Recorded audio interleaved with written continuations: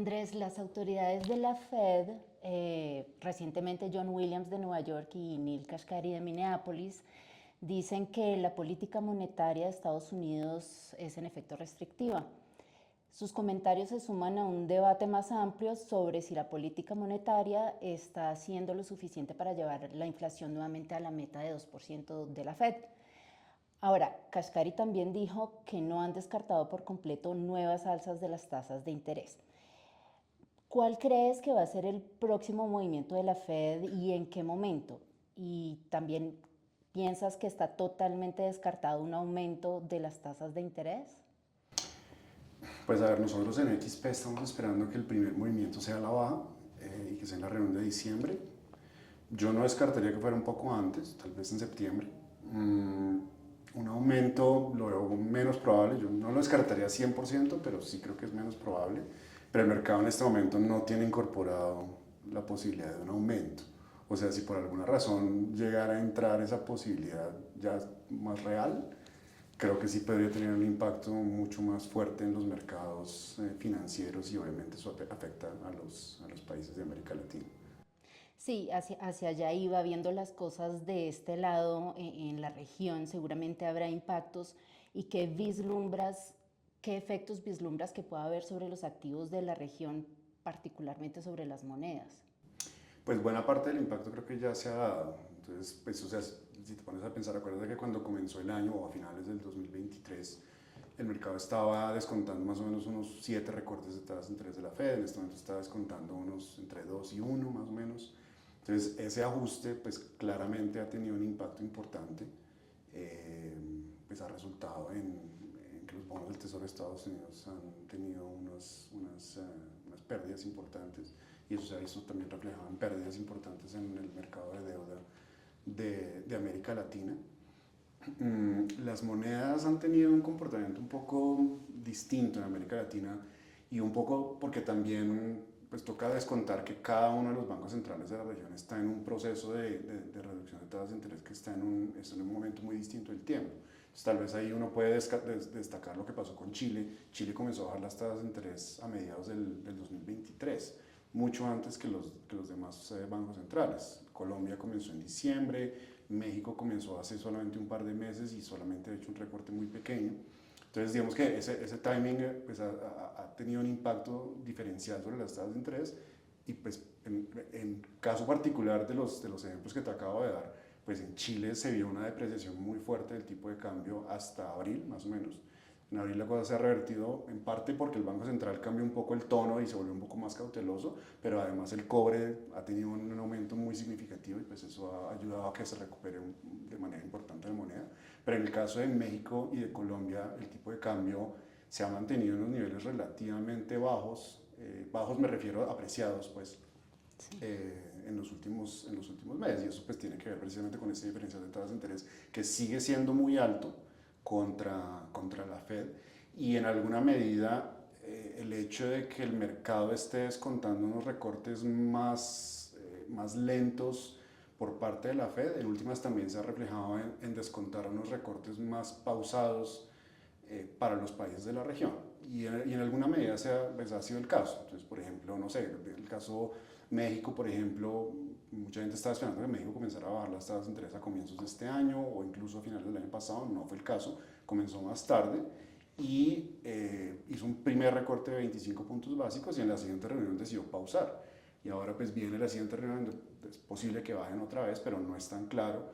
Entonces digamos que ya el proceso de recorte en México pues comenzó, pero está súper lento. En el caso colombiano pues comenzaron despacio, han acelerado, pero la aceleración ha sido muy cautelosa. En Brasil ya el mercado está descontando que no van a recortar más tasas de interés, por ejemplo. Y Chile pues ha venido desacelerando su ritmo de recortes y posiblemente vienen unos recortes más pequeños hacia adelante. Bien. Andrés, se especula que los inversionistas podrían comenzar a alejarse de América Latina. ¿Tú qué crees que podemos esperar para el segundo semestre? Eh,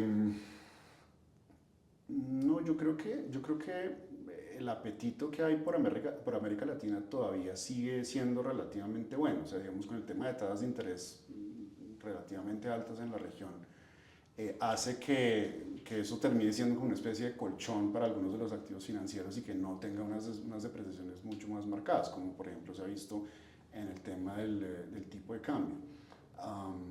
Y además, en la medida que la economía de Estados Unidos siga estando resiliente y que nos muestre unas señales muy convincentes de desaceleración, eso para la región es relativamente positivo, porque obviamente un mejor crecimiento en Estados Unidos para la mayoría de los países de la región es positivo en su dinámica de crecimiento económico. Muchos de estos países pues, hacen comercio muy fuerte con Estados Unidos, entonces la dinámica de Estados Unidos en últimas termina siendo en alguna medida positiva para estos países. Entonces, hay otros temas que se mezclan en la mitad del camino, porque lo que estábamos hablando antes de la Fed, claro, si llegara a haber unas señales, por el contrario, si llegara unas señales de desaceleración muy fuerte en Estados Unidos, pues eso sí puede precipitar un descuento de tasas de interés cayendo más rápido en Estados Unidos, y eso pues seguramente pues, se va a reflejar también en algo un poquito más difícil para los países de la región. Pero yo diría que en principio yo no veo por el momento una desbandada significativa de recursos de los mercados de América Latina, digamos así. Ok, ok.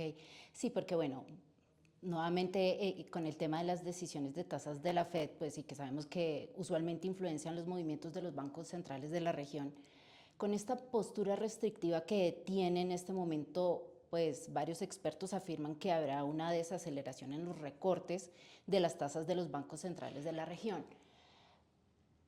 Con con este panorama de fondo, ¿crees que, y particularmente lo pregunto para Colombia, Chile y México, que eran los países de los que hablábamos también ahorita, consideras que es un escenario que vamos a ver?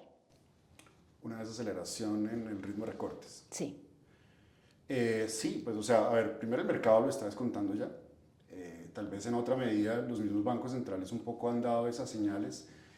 Lo que es que aquí toque caso por caso. Entonces, Sí. digamos, el caso mexicano, como te digo, primero el comienzo de recortes en México comenzó más tarde de lo que se pensaba originalmente. Y la forma como han sido los recortes hasta el momento, las señales que ha dado el Banco Central es que efectivamente vienen recortes, pero ya sabemos que comenzó a un ritmo muy pausado. Un recorte de 25, ya hicieron una primera pausa, seguramente vendrá otro 25, más adelante seguramente tendrán espacio para acelerar, pero pues todavía no es el caso. El caso chileno, pues lo que pasa es que tal vez Chile ha sido un poquito errático en la forma como ha hecho los recortes de tasas de interés, porque ha tenido unos recortes muy grandes en algunos momentos, de 100 básicos en una sola reunión, y han tenido que desacelerar y volver a acelerar. En la última reunión, pues ya llevan 2 reuniones consecutivas desacelerando.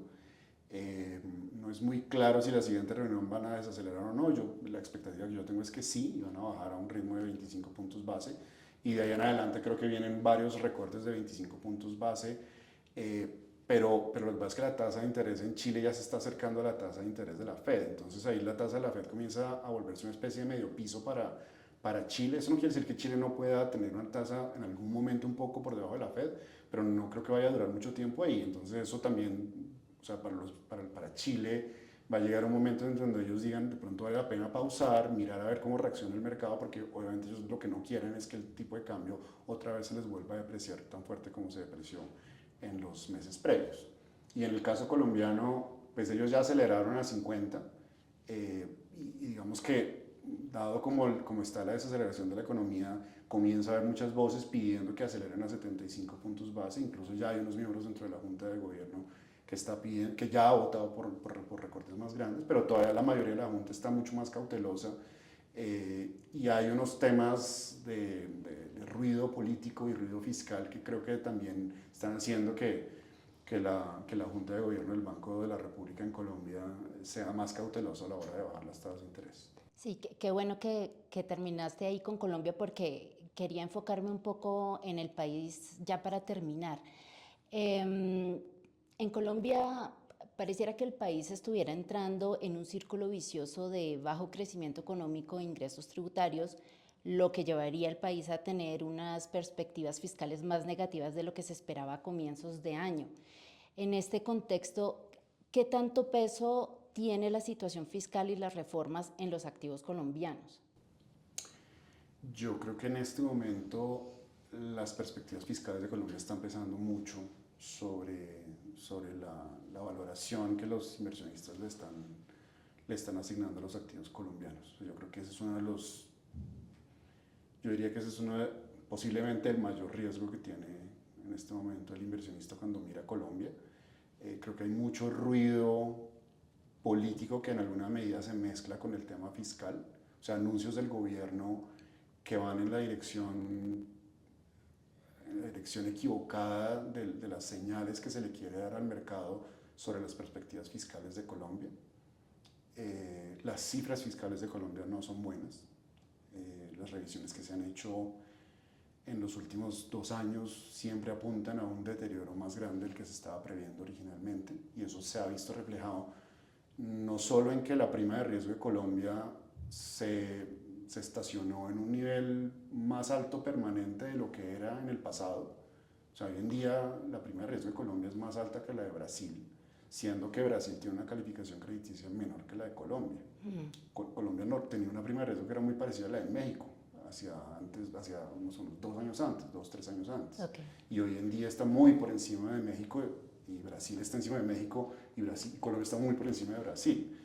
Y no había, o sea, había una pequeña corrección, pero hasta ahí llegó, y ese spread, ese diferencial entre Colombia y Brasil sigue estando ahí, con todo y que Brasil también está teniendo un deterioro fiscal, o por lo menos los anuncios que ha habido en Brasil pues tampoco están en la mejor dirección en temas fiscales, pero aún con eso también Colombia sigue estando con una percepción fiscal que sigue siendo no tan positiva, y creo que pues, las agencias calificadoras, algunos de los mensajes que han enviado en los últimos meses pues van en esa dirección, y lo que tú decías, las reformas que se espera que podría pasar el gobierno, no todas, porque ya algunas se han caído, otras seguramente se van a volver a presentar, otras posiblemente van a pasar, pero digamos que muchas de esas reformas tienen un componente de mayor gasto, muy significativo, y no es muy claro cómo el gobierno las va a financiar en el mediano plazo.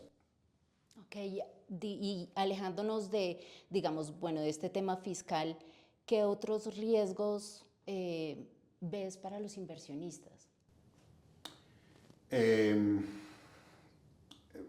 ¿Estamos hablando de América Latina o de Colombia? De Colombia. De Colombia. Siguiendo en Colombia. No, pues el riesgo político sigue siendo muy elevado. O sea, yo creo que sigue habiendo una percepción muy compleja sobre cuál es el rumbo de la política económica del gobierno actual. Por un lado, pues los anuncios, varios de los anuncios que se han hecho desde el comienzo de esta administración no parecen muy realistas. O sea, como que los mismos inversionistas como que se preguntan, pero ¿cuál es la necesidad de llevar a cabo unas políticas económicas que tal vez en el mediano o largo plazo pueden ser razonables, pero atendiendo la realidad de Colombia, pues tal vez uno pensaría algunas de esas políticas deberían hacerse de una manera más gradual o acompañadas con otras medidas simultáneas que de pronto compensen algunas de estas medidas que en el largo plazo pueden ser complicadas. En el caso particular estoy hablando de la política energética del gobierno colombiano, donde pues, Colombia es uno de los países que depende de los ingresos petroleros en un monto muy significativo, y querer salir rápidamente de esa dependencia de petróleo. Como digo, yo creo que es razonable que uno diga, nosotros no podemos Colombia no puede depender tanto del petróleo eternamente, y me parece razonable tener una estrategia para ir reduciendo esa dependencia. Eso me parece totalmente razonable, me parece bien hecho, además me parece correcto. Lo que pasa es que la pregunta es, ok, si vamos a depender menos del sector petrolero, ¿qué es lo que lo va a compensar? Entonces, si no se impulsan medidas que compensen esos ingresos que vienen del sector petrolero, entonces Colombia queda en una situación aún más vulnerable. Ingresos fiscales, el déficit de las cuentas externas, Entonces se necesita que haya algo que lo compense y además que sea realista, porque el gobierno puede prometer mil cosas, que ahora el gobierno no va a tener un montón de ingresos por turismo y por ventas de exportaciones no tradicionales. Eso me parece perfecto y hay que inventarse políticas o diseñar políticas para promover eso. Lo que pasa es que no me parece que sea muy realista pensar que en cuestión de 5 o 7 años, entonces Colombia triplica o cuadruplica su nivel de ingresos de turismo. Puede pasar, pero es muy difícil. O sea, muchos otros países que han tenido éxito en temas de turismo, como por ejemplo el caso de España, pues ellos diseñaron una política de muy largo plazo y bueno, ha dado resultados, pero eso tomó tiempo. Y lo mismo en sustitución de exportaciones a exportaciones no tradicionales, hay que promoverlo, pero es muy difícil pensar que las exportaciones no tradicionales en Colombia van a compensar totalmente en un corto periodo de tiempo todo lo que Colombia recibe por concepto de ingresos petroleros y lo mismo transición energética. Claro. Perfecto. Bueno, muchas gracias Andrés por tu tiempo y por esta entrevista que te tomaste el tiempo de concedernos. Muchas gracias. Muchísimas gracias.